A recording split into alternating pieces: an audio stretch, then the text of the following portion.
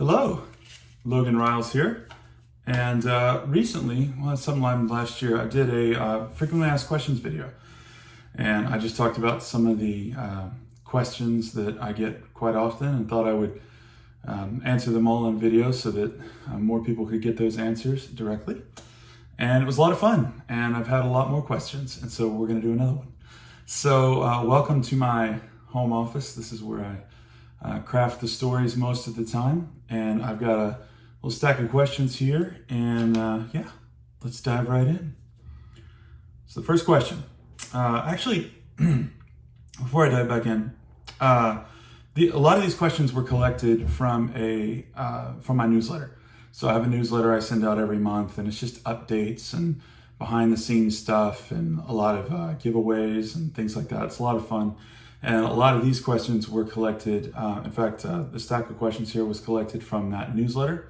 So if you want to join it, you can go over to loganryles.com, and there's a sign up spot there. You just put your email in and get those updates and things, and you get to participate in things like this, where I drew some questions and actually picked a few of these questions, and those readers got some signed copies and fun stuff like that. So a lot of fun. Anyway, enough about that. Questions. First question: what is your favorite book that you've written? That's a good one. And before I answer it, I should preface by saying that reading a book and writing a book are slightly different experiences. You can read a book in a few hours, but oftentimes it'll take me 3, 4, 5, 6 months to write a book. By the time you include outlining and actually drafting it and editing it, it's a very expansive process. And during that time, there's oftentimes things that'll be happening in my life that become kind of associated in my mind with the story. Whether I'm, if I was moving, or if we were, summertime and we're going out and doing a lot of fishing, or whatever's happening in life, it kind of becomes intertwined with that story. And so when I answer the question, what's the favorite book that I've written, it's difficult for me to think about those books without also thinking about like what was happening in my life and sort of that whole mental cocktail, if you will. So I'll answer what I think the best book I've written, and then I think I'll leave it at that, because I can't tell you that I've got like one book over another when they all mean so much to me in different ways. I think the best book I've written, actually, I'm gonna cheat a little, it's a tie. It's either Brink of War or Point Blank. They're both the first books in their respective series, and I think, worked really hard on them, and I think they reflect my best work to date, and they're kind of my favorites in that way. So, if you had a chance to be one of your characters in life, which one and why? I could see you as a bit of Wolfgang. Well, thank you. I take that as a compliment. I like Wolfgang. If I could be one of my characters, and why? I gotta tell you, I don't think I'd want to be any of my characters, because my characters go through some really tough, aggravating, painful stuff on the regular. But if I can cheat a little and say that I would like to be like one of my characters, but not necessarily have their life, I would pick Mason Sharpe, because, and I'll talk about this a little bit. I'm going to do another video series where I kind of give you some behind the scenes on all of my most popular characters and how I came to write them, and sort of some information about their backstory. And we'll do one on Mason, and we'll do one on Reed, and probably Wolfgang. And I'll explain a little more detail there why it is that Mason is the one I'd want to be like. But just suffice it to say that Mason's a guy who believes things and really acts out his beliefs. He has convictions, and he holds himself to those standards, and he fails, and he's trying to, he believes in things bigger than himself, and he's trying to rise to that standard. And I really admire that, and that's the kind of man I want to be. So I would have to say Mason. What is the hardest part of being an author? Another fantastic question. And the hardest part of being an author is not the actual work. I would have to say, and I think a lot of my author friends might agree with me, that the hardest part is health, actually. Because, I'm in this room a lot, and I'm sitting a lot, and typing thousands and thousands of words a day, and all those things are just not really good for your long-term health. You're not moving. You can get carpal tunnel. It may seem like it's not a really unhealthy job, but it can be. And I'm actually taking some steps now to kind of mitigate some of that and get more active and eat better and stuff. I'm pretty excited about that. But the health is really an under-disclosed hazard of this job. And the mental too. It can be kind of weird. This is not a really terrible thing. I'm not complaining, but like when you spend 8 hours in a day wrapped up in a story, weeks and weeks at a time in a world that's not real, with people, characters that you're working very hard to make real, and you know them a lot better than the details that go on the page, you kind of get in a weird headspace where it's almost like I've had these experiences where after a really engrossing week of work, and then that weekend I go out and I do something social, it's almost like the real world is the fake one. You know what I mean? Like it's trippy. It's weird. I wouldn't say that's a hard thing, but it's just the overall health, the physical and kind of the mental headspace. It's important to remain plugged into the real world and the people in it. That's what it's all about, after all. What did you base the character of Mason on? What did I base the character of Mason on?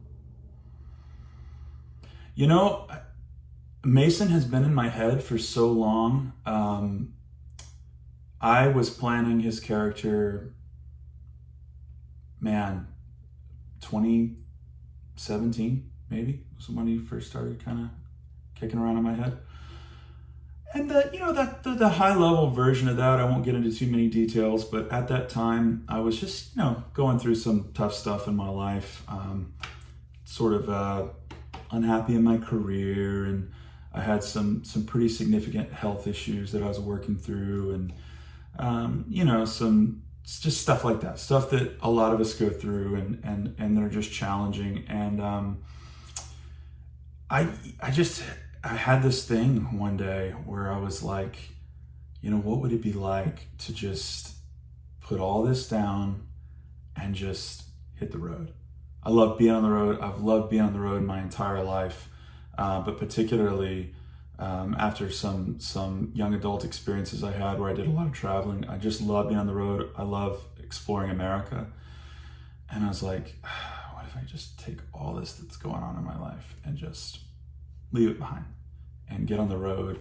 And I had a pretty sweet 2014 Mustang at the time, and I was like, just get in that car and just go. And I even was like, I could build me like a camper and travel around in that, and try to get Anna to take a long trip with me and just go. And that sort of developed into the idea of this character who has really tough things happen in his life, definitely a lot tougher than anything that I've experienced in that way. And he just hits the road. And I think a lot of us have been there, maybe. A lot of us have been there where we have some really tough things going on in our life, and we just think sometimes, like, what if I just cut all this out? And that can be an unhealthy thing. I'm not advocating leaving anything behind, but I think that's where Mason was born. Just this idea of freedom, this sort of escape from reality, which is really what fiction is about. And then, of course, down the road, as I continued to develop the character, some really tough things came into his life, his losses, some stuff he experienced in the military that's still kind of haunting him. And of course, it became an action series, so there's crime and there's adventure and things. And so the original idea of Mason has blossomed into something much, much bigger. But I think that's where he came from. I think it's what I based him on. It's just that thing that I think a lot of us experience, where at some point in our lives we just want to go out there and leave negative things behind and just look for that sunrise. And that's still what Mason's looking for. And so there's a lot of books I think that's what I based him on. Will Mason ever go international? Great question. Never say never. Never say never. I will say probably not. And the reason for that is just a personal one. I love this country so much, the geography of the United States, so many interesting places to see, so geographically diverse, with mountains and beaches and deserts and farmland and everything else. And writing about Mason is kind of a way for me to explore that as a storyteller. And I get to travel a lot and do research trips, check out these places he goes. And I'm having so much fun with that of course, I love the idea of international travel, but for Mason, we'll probably keep him here in the States. For now, we'll see. I may take him to Mexico. That's a little bit of a spoiler for a story I'm working on, probably like book 7 or 8. I don't know. We'll see. Have you ever appeared as a character in your own books? Well, and that answers that. Will Maggie ever get her own series? Oh man, I love how much readers love Maggie. I love how much you guys send me emails and things about Maggie and you're interested in Maggie, because I love Maggie. Maggie is easily probably top 3 favorite characters to write, honestly. And the thing is that she appeared in the Reed Montgomery series, and then of course in the Prosecution Force series. Kind of originally she was just going to be this minor side character and was going to be kind of there and gone. And I'll talk more about that when I do a video about the origins of her character. But man, she became so much more and so interesting and so tough and dynamic and complex. And of course she's from Louisiana, which is one of my favorite places anywhere. I love Louisiana so much. And so with all that being said, will she get her own series? The answer is probably not. And the reason for that is because she kind of already has her own series. That's the Prosecution Force.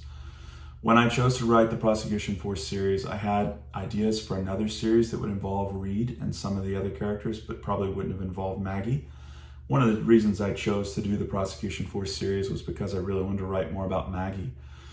And the reason I wouldn't do a series that was just her, never say never again, but that would kind of take my career in a different direction. It would involve more like political intrigue and drama writing more than action thriller, which is kind of where I've kind of built my career so far.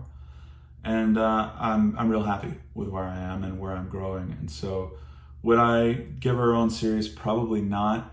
But maybe I wouldn't look forward anytime soon. I'll say that. But thanks for being a fan of Maggie. Pretty big fan myself. Great question.